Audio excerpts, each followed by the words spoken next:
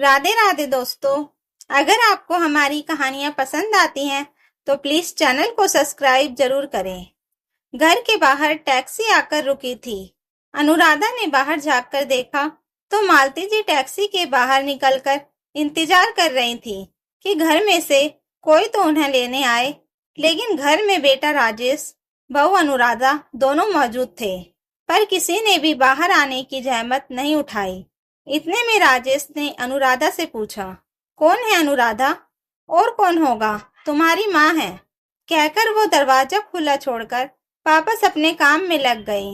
इधर राजेश ने भी ज्यादा कुछ ध्यान नहीं दिया और अपना आईपीएल देखने में तल्लीन हो गया, जिसके लिए आज उसने छुट्टी ली थी। कुछ देर बाहर मालती जी इंतजार करती रही, पर टैक्सी वाले को तो वापस जाना था। उसने मालती जी को टोका तो टैक्सी वाले को कहकर उन्होंने अपना सामान घर के दरवाजे तक रखवाया और उसे पैसे देकर घर में आ गई। मालती जी पहले से काफी कमजोर हो चुकी थी। जैसे तैसे कदम बढ़ाती हुई घर में प्रवेश की। मालती जी ने राजेश और अनुराधा दोनों की तरफ देखा, लेकिन दोनों ने ही उनकी तरफ देखने की जहमत नहीं उठाई। दोनों की ऐसी बेरुखी देखकर उनका दिल रोने को हुआ। जैसे तैसे अपने कमरे की तरफ जाने लगी कि इतने में अनुराधा बोली, अरे उधर कहाँ जा रहे हो माँ जी? अब वो आपका कमरा नहीं है, आपका सामान यहाँ स्टोर रूम में रख दिया है। वो एक पल के लिए वहीं खड़ी अनुराधा की तरफ देखती रह गई और कुछ बोल ना पाई। बस आंखों में आंसू आ गए। अनुराधा ने धीरे से राजेश के हाथों पर चिकोटी मारी और इशारे से उसे माँ से कहने को कहा। तब राजेश ने माँ की तरफ देखते हुए बड़ी बेफिक्री से कहा, अब आपको बड़े कमरे की क्या जरूरत है माँ? पहले तो चलो पापा थे, पर अब तो वो भी नहीं है। और वैसे भी अब आपका पोता पोती होने वाला है, वो बड़े कमरे की जरूरत तो हमें पड़ेगी ना, इसलिए आपका सामान स्टोर रूम में शिफ्ट कर दिया है। वैसे भी बड़ा कमरा तो घर के मुखिया का होता है, और अब पापा के जाने के बाद इस घर का मुखिया मैं ही तो हूँ। मुखिया? मालती जी के मुंह से सिर्फ इतना सा ही निकला तो राजेश बोला, और नहीं तो क्या, अब मैं घर के खर्चे करूंगा तो मैं ही तो हूँ मुखिया, और अब सब तो मेरी बात माननी ही पड़ेगी। मालती जी की आंखों में अभी भी आंसू थे। उन्होंने स्टोर रूम के पास बने छोटे कमरे की तरफ देखा तो राजेश बोला, वो क्या है ना माँ, अनुराधा की डिलीवरी के लिए उसकी बहन आ रही है, उसे परेशानी ना हो तो इस कारण वो रूम उसके लिए रखा है। और गेस्ट रूम में तो आपको पता है मेहमान रहते हैं। अब वो कोई मेहमान थोड़ी ना है, वो तो घर की ही है। कल को बच्चा होगा, कोई प्रोग्राम करेंगे, कोई मेहमान आए तो उनके लिए वो रूम तो रखना पड़ेगा ना, इसलिए गेस्ट रूम को हाथ भी नहीं लगाया। राजेश की बात सुनकर जैसे मालती जी के पैरों को किसी ने जंजीरों से बांध दिया हो। पैर स्टोर रूम की तरफ बढ़ ही नहीं रहे थे। जैसे तैसे एक कदम आगे बढ़ाया ही था कि राजेश बोला, अरे माँ, अपना सामान भी तो लेती जाओ और दरवाजा बंद कर दो, और आपको कुछ खाना पीना हो तो रसोई से ले लेना। मालती जी जैसे तैसे वापस दरवाजे पर आई और अपने सामान को घसीटते हुए तो रूम में ले गई। रूम में आकर देखा तो एक चारपाई बिछी हुई थी। उनके शादी के समय की पुरानी गोदरेज रखी हुई थी और वो पुराना टेबल रखा हुआ था, जिसे मालती जी ने कई बार बेचने की कोशिश की, पर उनके पति पवन जी ने उसे बेचने नहीं दिया। कहते थे, अरे खराब थोड़ी ना हुआ है, क्या पता कब काम में आ जाए। पर ये नहीं पता था कि ये टेबल मालती जी के ही काम में आएगी। आंखों में आंसू लिए वो चारपाई पर बैठ गई। अभी 2 महीने पहले तक तो सब ठीक था। बेटे बहू पिता के डर से ही सेवा तो करते थे, घर में हंसी खुशी का माहौल रहता था। एक दिन पवन जी ने अपने पैतृक गांव जाने की जिद की तो मालती जी ने मना कर दिया, रहने दो, बहू का छठा महीना है, ऐसे में उसे छोड़कर जाना अच्छी बात नहीं। पर राजेश और अनुराधा के समझाने पर वो उनके साथ गांव चली गई। वहां पर जेठ जेठानी, देवर देवरानी सबका परिवार था। वहां जाने के कुछ दिन बाद ही उनकी तबीयत बिगड़ गई और कुछ ही घंटे में उन्होंने दम तोड़ दिया। सब कुछ जैसे वहीं रुक गया था उनका अंतिम संस्कार भी वहीं प्रत्यक गांव में हुआ था। 15 दिन के कार्यक्रम होने के बाद राजेश और अनुराधा तो वापस आ गए, लेकिन मालती जी को उनकी जेठ जेठानी ने वहीं रख लिया था, यह कहकर कि 1.25 महीने बाद ही अपनी जगह छोड़ना। आज 1.25 महीने बाद वो गांव से लौटी थीं, वो भी अकेले। वहां तो पूरा परिवार स्टेशन पर छोड़ने आया था, पर यहाँ राजेश स्टेशन तक लेने नहीं आया। कह रहा था कि बहुत जरूरी काम है, पर यहाँ मैच देख रहा है। और तो यहाँ घर का सारा सिस्टम ही बदल चुका था। इतनी जल्दी बेटे बहू मुंह मोड़ेंगे, इसकी तो बिल्कुल उम्मीद भी नहीं थी। सीधा स्टोर रूम में ही पहुंचा दिया। तभी अनुराधा जी ने ये सब सोच ही रही थी कि इतने में बाहर से शोर सुनाई दिया। जाकर देखा तो मालती जी के लिए न उठने वाले बेटे बहू बाहर अनुराधा के मायके वालों का स्वागत कर रहे थे। मालती जी को इतनी देर हो गई घर में आए हुए, किसी ने एक गिलास पानी तक नहीं पूछा।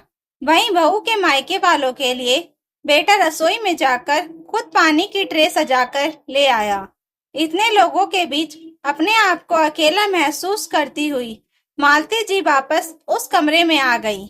2 घंटे तक उसी कमरे में बैठी रही, लेकिन ना कोई चाय ना कोई नाश्ता खाना, कुछ भी नहीं।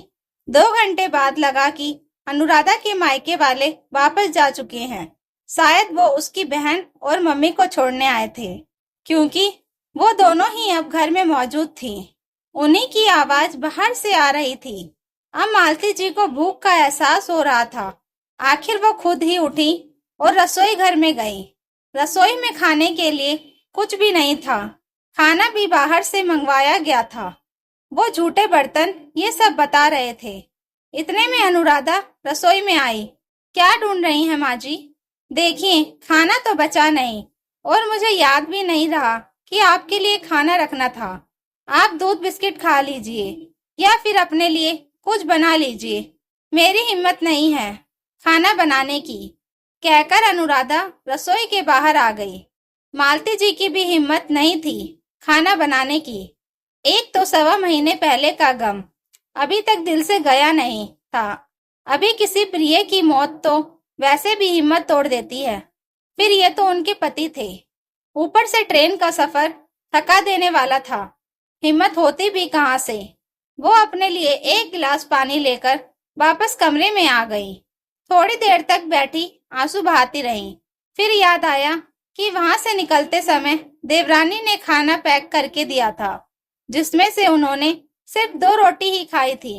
बैग में से खाना निकाला, देखा तो सब्जी खराब हो चुकी थी, पर रोटियां सही सलामत थी। उन बची रोटियों से अपना पेट भर मालती जी चारपाई पर लेट गई। काफी देर तक वो करवटें बदलती रही।